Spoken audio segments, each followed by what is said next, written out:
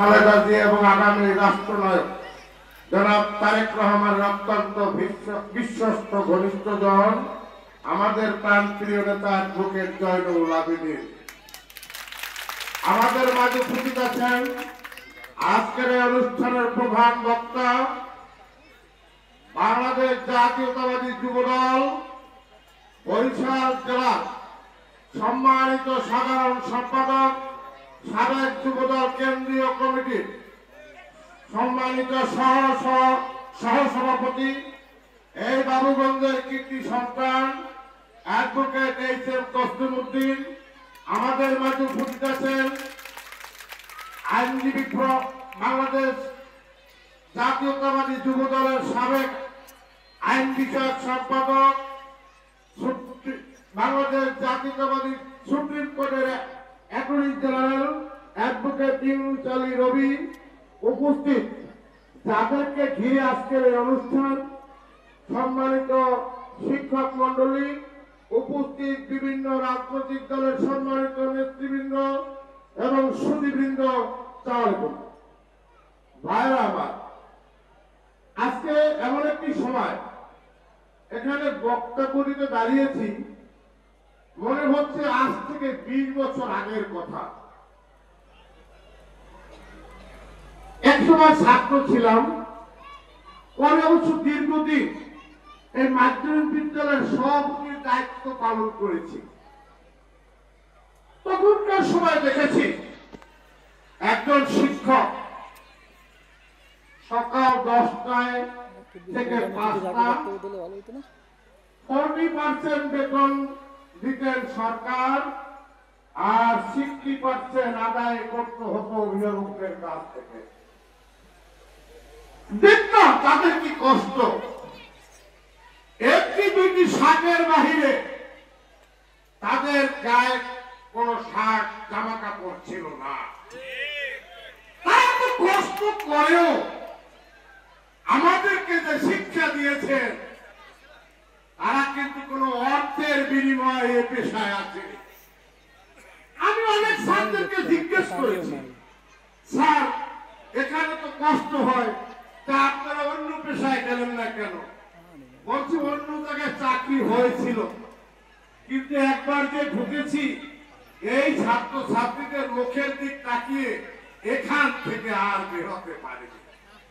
সেই সমস্ত শিক্ষকদের যখন অবসরে যেতেন, তখন যাওয়ার সময় একটি প্লেট আমি রজনীগন্ধার স্টিক ছাড়া তাদের ভাগ্যে আর কিছু জুটত না।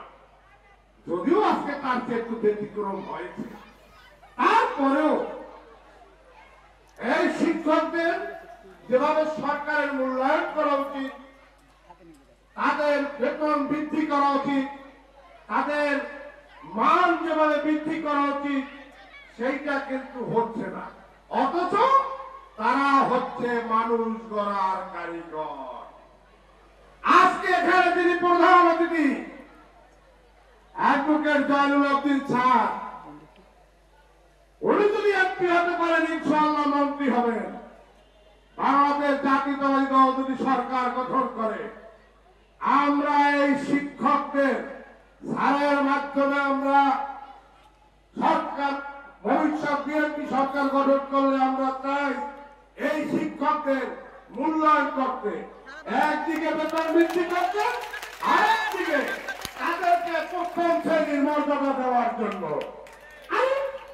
যার কাছ থেকে আমি শিখবো, তিনি যদি হয় তৃতীয় শ্রেণীর কর্মকর্তা কর্মচারী, আর তার স্টুডেন্ট তিনি তার কাছ থেকে শিখে তিনি ডাক্তার হন, ইঞ্জিনিয়ার হন, আর্মি অফিসার হয়, রাজনীতিবিদ হয়, ওই যে ডেপুটি অ্যাটর্নি জেনারেল রবি সাহেব হয়, অথচ ওনাদের মূল্যায়ন নেই। ইনশাআল্লাহ বাংলাদেশ জাতীয়তাবাদী দল ক্ষমতায় গেলে আমরা এই শিক্ষকদের মূল্যায়ন করবো ইনশাআল্লাহ। তাহলে কি করতে হবে? আপনাদেরকে মাঠে কাজ করতে হবে। যেভাবে চক্রান্ত চলছে, ষড়যন্ত্র চলছে, এই ষড়যন্ত্র চক্রান্তের মোকাবেলা করে বাংলাদেশ জাতীয়তাবাদী দলকে আমাদেরকে ক্ষমতায় আনতে হবে।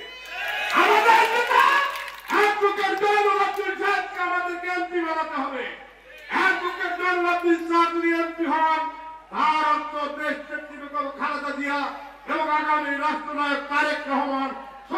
তৈরি হয়, অর্থাৎ বাংলাদেশ জাতীয়তাবাদী দল ইনশাআল্লাহ সরকার গঠন করতে পারবে।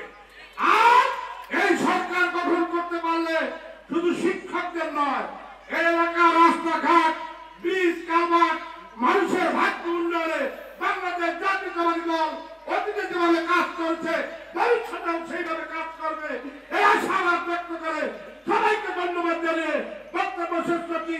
কথা হবে বাংলাদেশ জিন্দাবাদ, দেশনেত্রী বেগম খালেদা জিয়া জিন্দাবাদ, তারেক রহমান জিন্দাবাদ, কামনা খাতুন মাধ্যমিক বিদ্যালয় জিন্দাবাদ, অ্যাডভোকেট জয়নুল জিন্দাবাদ। ধন্যবাদ জনাব